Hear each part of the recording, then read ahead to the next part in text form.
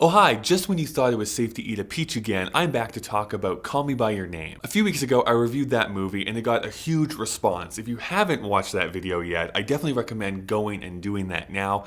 There is a lot of great comments about people talking about their own stories and how the movie affected them. It is definitely worth your time. So, because I couldn't get the movie out of my head, I thought that the most logical thing to do was to fly to Los Angeles, kidnap Armie Hammer and Timothy Chalamet, and force them to reenact the movie for me. But apparently that breaks some state, federal, and international laws. Ugh, PC culture is the worst. So, I picked up the book instead. Pretentious side note, I hate the fact that I had to get the book with the movie poster on the front of it. It's a great poster, I just prefer to get the book with the original artwork on it first.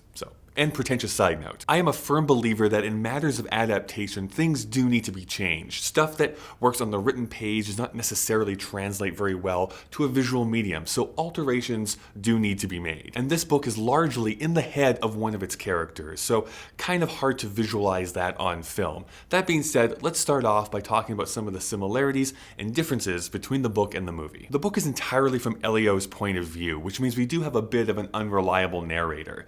However, that being said, it is a fairly faithful adaptation of the book. Whole scenes written in the book are in the film. Dialogue that's spoken by the characters is verbatim put into the movie. For the first half, I felt like I was reading the movie script. There are two major sequences that are different in the book. The first is that peach scene, the one that everybody likes to talk about. I think that it is subtle but understandable why Elio decides to have carnal relations with a citrus.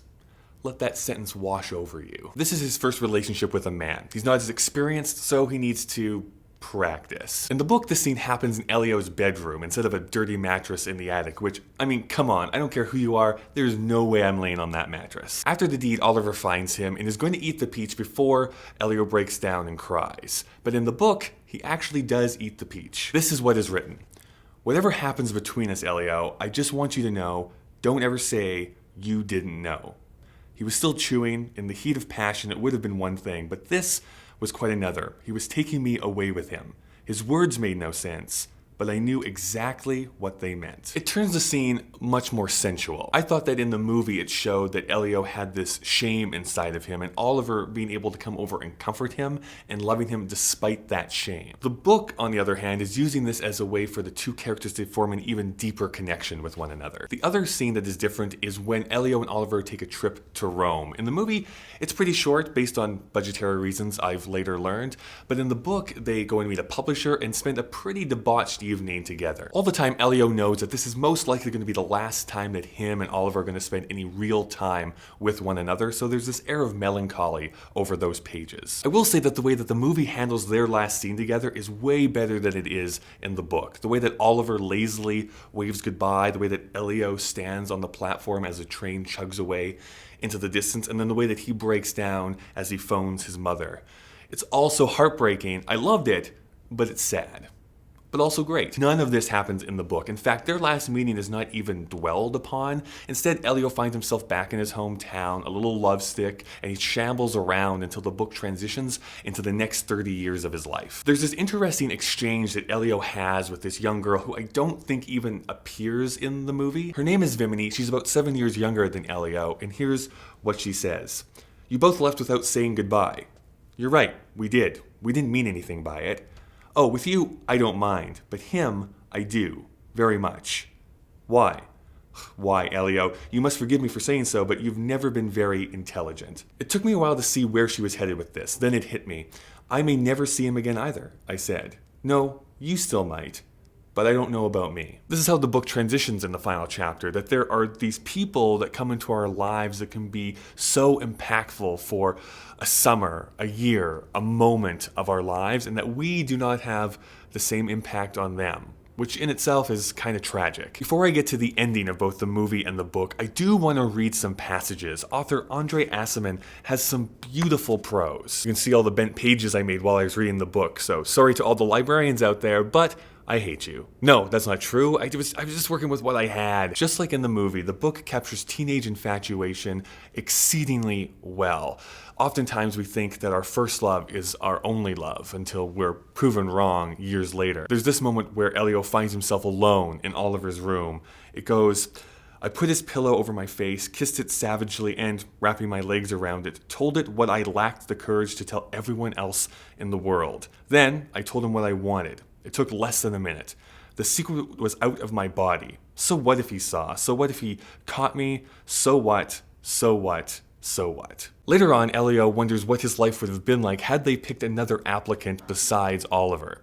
It goes, I looked at the faces of the other applicants. This one wasn't so bad. I began to wonder what turn my life would have taken had someone else shown up instead. I wouldn't have gone to Rome, but I might have gone elsewhere. Wouldn't have known the first thing about San Clemente, but I might have discovered something else which I'd missed out on and might never know about.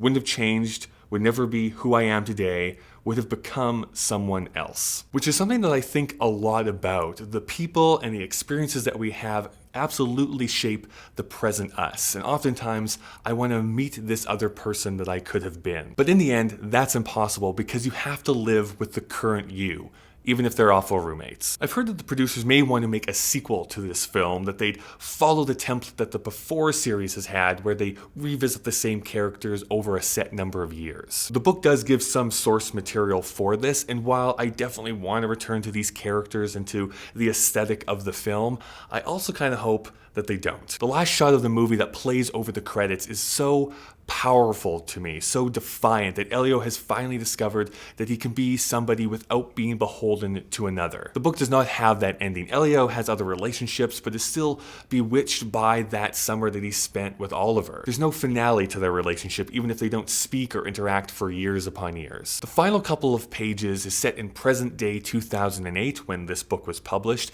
and Oliver has come back to that same spot that he spent almost 30 years previously, and Oliver says, I'm like you. I remember everything. I stop for a second.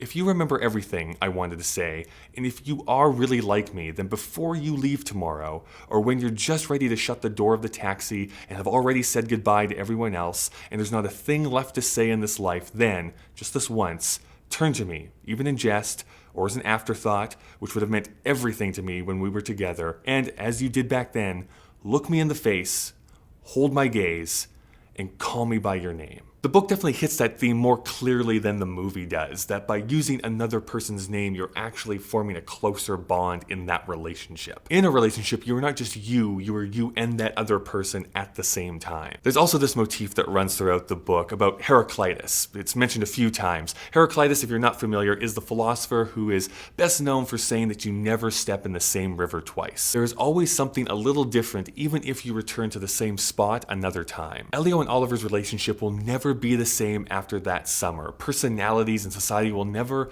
allow them to be together, and that is the tragedy. Overall, these are two different experiences. The book definitely fills in some gaps that I thought were a little bit hard to understand after watching the movie only once. That or I'm a big old dummy. Elio seems more tormented in the novel about his feelings, although I enjoy the way that the movie ends more than the book. The book seemed to linger on a little bit longer than what was necessary. I wanted Elio, especially in his 30s, to understand that this relationship that he had with Oliver, while foundational, is not the only thing of meaning that can be in his life. But as I said in the review of the movie, this was a relationship that was not going to end well, so why should I expect one? This is a story that is frustrating on many levels, but resonates deeply with me because of my own fears about my own relationships. The characters are rich, the themes are both emotionally and intellectually stimulating for me.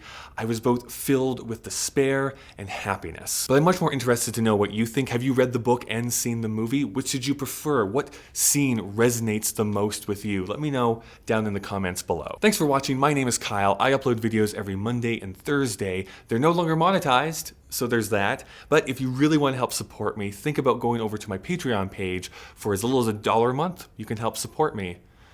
I've been with these characters for weeks now, and now I just feel grief that they're no longer in my life. Where'd I put that peach?